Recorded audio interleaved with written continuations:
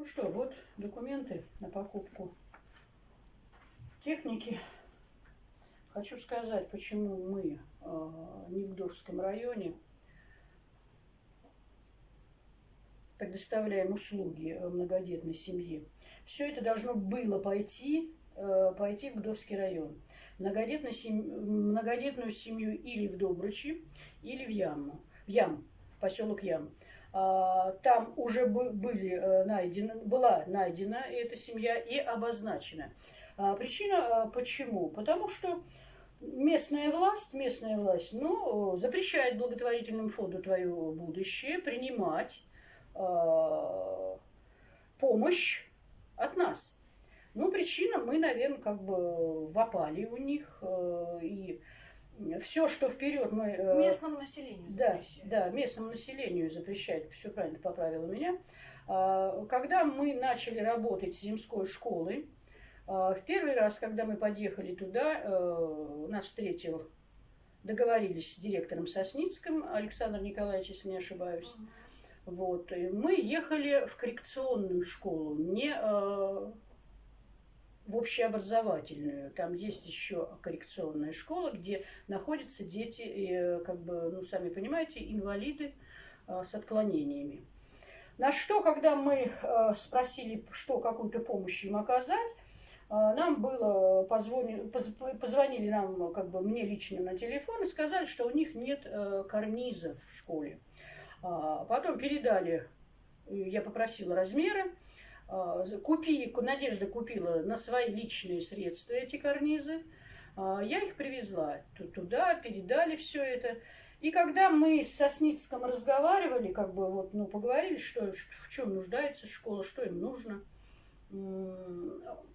он все нам это сказал, что в первую очередь учебники нужны, там, в спортзал. Ну, много было озвучено, что в чем нуждается школа. И мы его попросили, вот как бы в коррекционную школу, где находятся дети-инвалиды. На что... Что туда нужно? Да, и что туда нужно. На что нам было отвечено, что им государство и так хорошо помогает, и нечего как бы дебилах показывать. И дебилам помогать. Да, и дебилам помогать, что нас очень сильно покоробило. Но мы это... Я, наверное, вину себе это... Зачем это я как бы... Пошла на это все. Если бы знала, мы бы стали помогать действительно коррекционной школе. Второй раз мы привезли, уже были заказаны конкретно учебники, хотя средства на учебники выделяются каждой школе, и это можно проверить. Но у них не оказалось многих учебников, и Надежда здесь, в Москве, покупала эти учебники, ей покупали, привозили вот сюда, в эту квартиру, как бы, и потом она уже сама их привезла в школу. За что получила, что, как бы, наверное, учебники плохие были, хотя каждый там учебник, извините, он на 800. 800, 700, да. 1200, вот. У меня сохранились чеки, рублей стоит. Каждый учебник, он дорогой. Ну и последний, когда мы опять же привезли туда спортзал, мы не закупали сами. Привозили люди, которые закупили, я только поехала, забрала это все.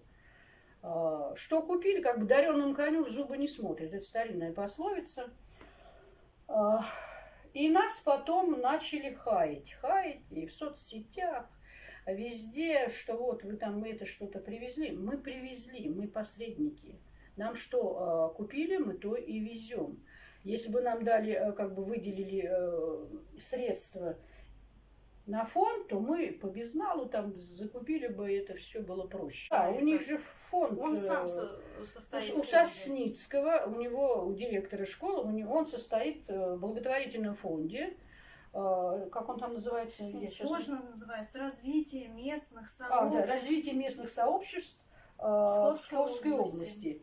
И он почему-то в благотворительный фонд, в котором он находится сам, и ничего своей, даже, ну пускай не своему учреждению. Руководитель там Дамберг, это бывший худрук театра одного псковского ведущего, но потом его оттуда уволили. И вот сейчас машинку мы купили, она стоит 25 тысяч рублей с лишним. Ну, на общую сумму А общая сумма Общая помощи 35 тысяч рублей. общая сумма на 30, почти на 35 тысяч. Да, на 30. Ну, тут как бы... Можно приблизить. Это потом мы это выбирали, как Мгм. вручать будем, это тоже все будет видно. Вот это все должно было пойти или в Добрычи, или в поселок Ям многодетной семье. Но так как через черный ход мы больше заходить не будем, потому что просят, вы возьмите, но нас как бы все возьми, мы у вас возьмем, но только вас не надо, потому что на нас зам главы по социальным вопросам нас тогда начинает здесь, извините, можно сказать, про прессовать. отдельную личность мы еще хотим рассказать, про замглавы Гдовского района, про господина Белова. Вот такой вот одиозная личность, уже известная почему она... по прибрежной По полосе прибрежной. Чудского озера, который мы выставляли тоже ролик. И мы добились того, Да, что да, сельское да. кладбище перешло обратно народу. В сельское поселение оно ушло. Да. Он отказался от него под нашим давлением, под давлением общественности. Ему пришлось от этого отказаться. И далее Но мы... каждый раз выходит, что не мы это все делаем, не наш канал и не наш фонд. То есть всегда пишут, что общественность это сделала. Вот. А как и начинается травля, так и вот и есть вот мать и дочь, которые виноваты во всем. Вот. Так что власть борется с двумя женщинами. Мужики борются против двух баб. Стыдно. Ну, им не стыдно. Им давно не стыдно.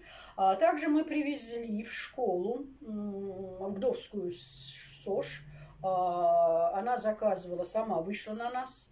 Госпожа Ефимова написала заявление, в чем она нуждается. Да, мы связались с Союзом десантников России, чтобы провести открытый урок мужества.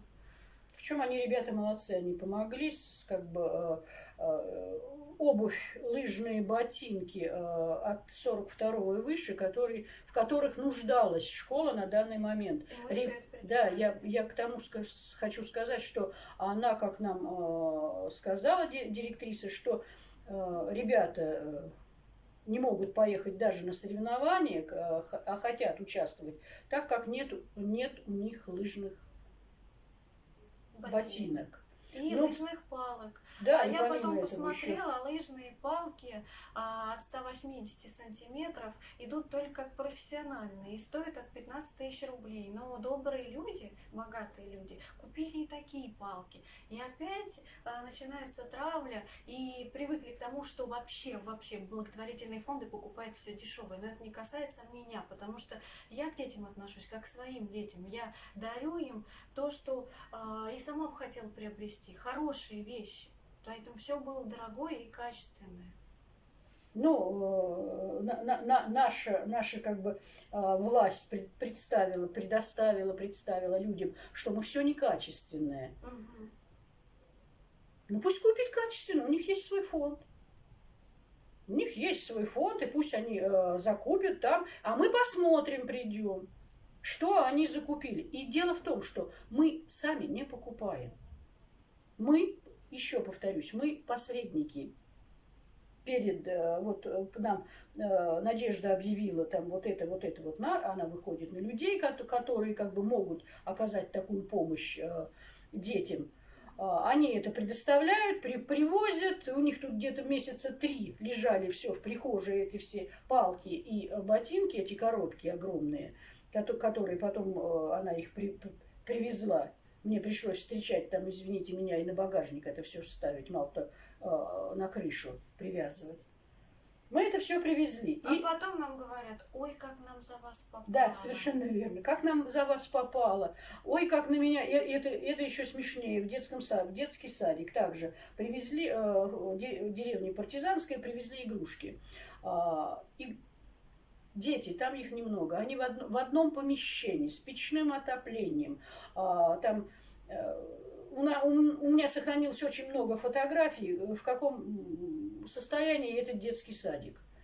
Но там энтузиасты, там эти воспитатели, действительно им низкий поклон. И они попросили, что вот им там мячи нужны, развлекательные какие-то игры, потом ватрушки. Конструкторы. Да, Лего. да, Лего. Ну, на что вот это вот как бы перечислили, это все было закуплено, им привезли. На что потом ей попало очень воспитательным. Я приношу глубокие извинения за то, что как бы директор на нее, зачем это все, она это приняла, ему попало от зама главы по социальным вопросам Белова, почему это все... Ребята, вы где живете-то? Почему вы так себя ведете? Вам оказывают помощь. Благотворительный фонд. А вы, извините, об него ноги вытираете.